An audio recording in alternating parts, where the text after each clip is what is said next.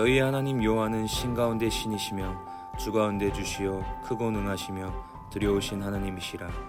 사람을 외모로 보지 아니하시며 뇌물을 받지 아니하시고 고아와 과부를 위하여 정의를 행하시며 나그네를 사랑하여 그에게 떡과 옷을 주시나니 너희는 나그네를 사랑하라.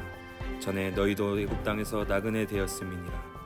내 하나님 여호와를 경외하여 그를 섬기며 그에게 의지하고 그의 이름으로 맹세하라. 그는 내 찬송이시요 내 하나님이시라. 내 눈으로 본 이같이 크고 두려운 일을 너를 위하여 행하셨느니라. 애굽에 내려간 내 조상들이 겨우 70인이었으나 이제는 내 하나님 여호와께서 너를 하늘의 별같이 많게 하셨느니라. 오늘 우리가 읽은 신명기는 책의 이름 자체가 두 번째 율법이라는 의미를 가지고 있습니다. 애굽 출신의 출애굽 1세대들은 하나님의 인도하심으로 말미암아 위기의 순간 때마다 하나님의 공급하심을 경험하며 놀라운 기적들을 경험하게 됩니다. 하지만 이들은 하나님의 말씀에 불순종하고 온전히 순종하지 않아 가나안 땅에 들어가지 못하고 모두 다 광야에서 죽음을 맞이하게 됩니다. 그리고 광야 출신의 출애굽 2세대들이 출애굽 여정을 이어받아 드디어 가나안 땅을 목전에 두고 모압 평지에 모여 있습니다. 모세가 이들 앞에서 하나님께서 이스라엘 백성들을 어떻게 이끌어내셨고 어떻게 건너게 하셨으며 어떻게 광야를 지나게 했는지에 대해 설교하고 있는 것이 바로 오늘 신명기의 이야기입니다. 그렇다면 모세는 이 긴 설교를 통해서 도대체 무엇을 이야기하고 싶은 걸까요? 신명기의 내용을 한마디로 압축하자면 기억하라입니다.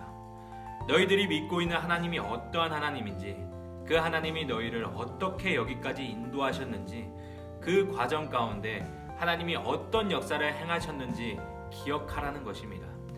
그렇기 때문에 신명기를 묵상할 때 기억하라는 의미의 렌즈를 이용한다면 더욱 현장감 있이 다가오게 됩니다. 오늘 본문 17절 하반절을 보게 되면 사람을 외모로 보지 아니하시며 뇌물을 받지 아니하신다라고 말씀이 있습니다. 여기서 외모로 보지 아니한다의 표현의 해석은 얼굴을 취하다라는 뜻입니다. 그러니까 하나님께서 사람을 취하는 기준은 얼굴에 나타나 있는 것이 아니라는 것이지요. 여기에서 얼굴이라고 하는 것은 단순히 우리의 얼굴 생김새만을 이야기하는 것이 아닙니다.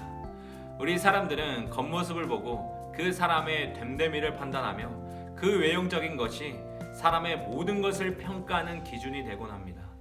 그리고 세상의 기준이 그러하기 때문에 이 세상에서 살아가는 우리들은 그러한 기준에 부합하기 위해 발버둥을 치며 살아가고 있죠. 하지만 현실은 세상의 기준에 맞추기 위해서 경쟁을 해도 밀려날 수밖에 없는 것이 현실입니다. 하지만 오늘 여기에 복된 소식이 있습니다. 바로 하나님께서는 사람이 보는 것과 같지 아니하다는 것이죠.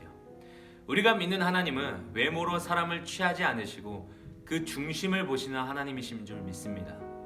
우리가 잘 알고 있는 것처럼 사무엘상 16장 17절에서 사무엘이 기름 부을 자를 찾는 과정 중에 하나님께서 사람을 보시는 기준은 명확하게 나와 있습니다. 이처럼 하나님께서는 우리의 있는 모습 그대로 하나님을 향한 그 중심의 마음이 어떠한지를 보시는 분이십니다. 그런데 여기에는 아주 중요한 의미가 담겨져 있으며 우리에게 도전과 경각심을 주고 있습니다.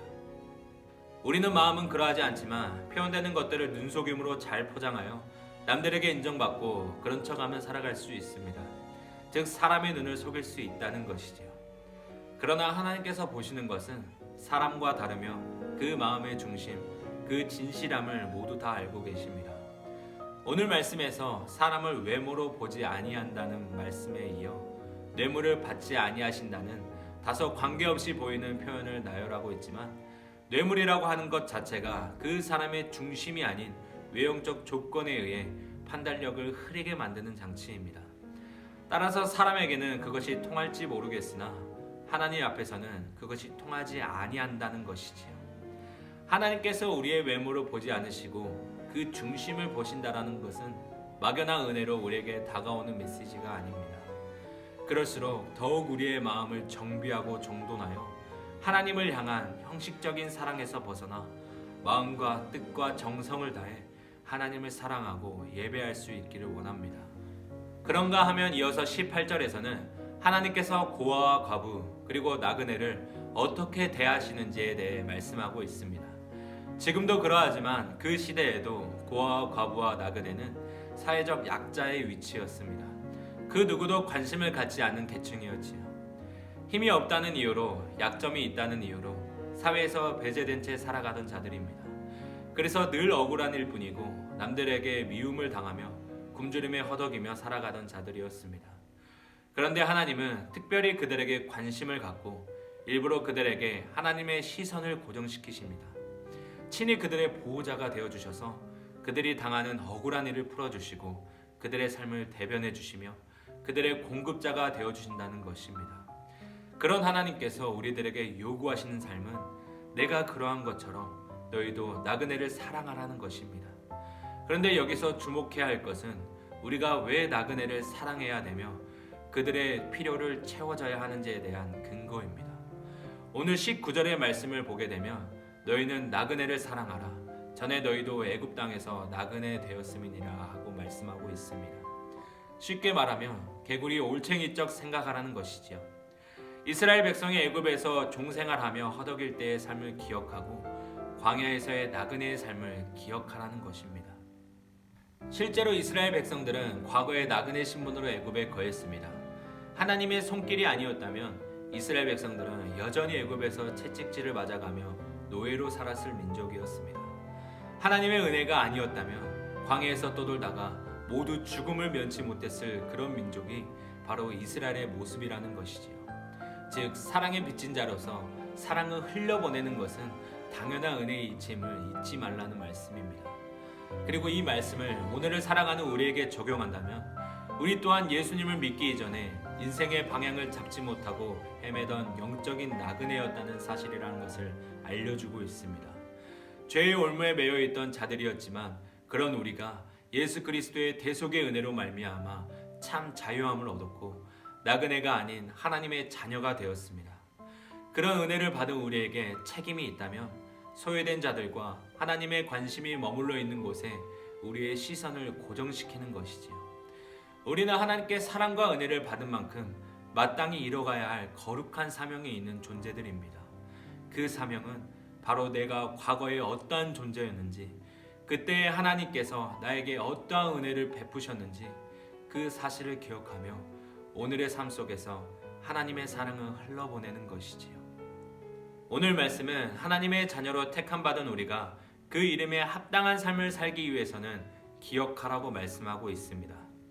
그 기억이라고 함은 하나님은 외모가 아닌 마음의 중심을 보는 분이시며 중심을 보시는 하나님께서는 연약한 자와 소외된 자를 돌보시는 분이심을 말하고 있습니다. 따라서 이번 한 주간 마음의 중심을 보시는 하나님께 여러분이 드릴 수 있는 최고의 사랑이 무엇인지 생각해보는 시간이 되기를 바랍니다. 그저 거칠애로 보여드리는 신앙인의 모습이 아닌 주님께 받은 사랑을 기억하며 그 사랑에 필요한 곳에 우리의 시선이 향할 수 있기를 원합니다. 그리하여 우리를 택하신 하나님과 그 뜻을 기억하여 그리스도의 참된 사랑을 흘려보낼 수 있는 은혜의 삶이 오늘 저와 여러분의 삶 가운데 있기를 간절히 소망합니다. 사랑의 하나님 아버지 감사합니다. 오늘도 우리에게 주신 생명의 말씀을 통해 한 주간 승리하게 하여 주시옵소서. 하나님, 우리에게 주신 사랑과 은혜를 기억하여 하나님의 눈길이 머문 곳에 우리의 시선이 향하게 하여 주시옵소서. 죄로 인해 죽을 수밖에 없었던 우리를 살리신 주님의 사랑을 기억하여 그 사랑을 흘려보낼 수 있는 우리가 되게 하여 주시옵소서. 그리하여 거칠애의 신앙이 아닌 늘 우리의 중심이 하나님 앞에 바로 서 있는 그리스도인의 모습이 되게 하여 주시옵소서. 감사합니다.